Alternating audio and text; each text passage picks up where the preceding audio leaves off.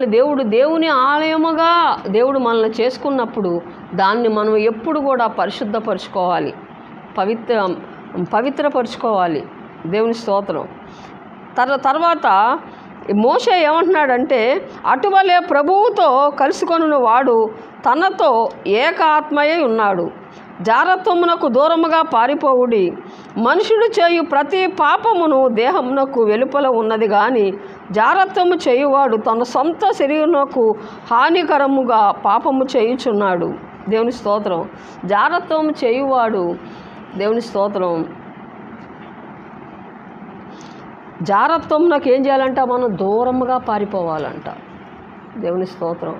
ఎందుకనంటే ఆ జారత్వం వల్ల దేవుని స్తోత్రం మన శరీరం అంతా అగ్నిలో ఏముందంటే పడిపోతుంది.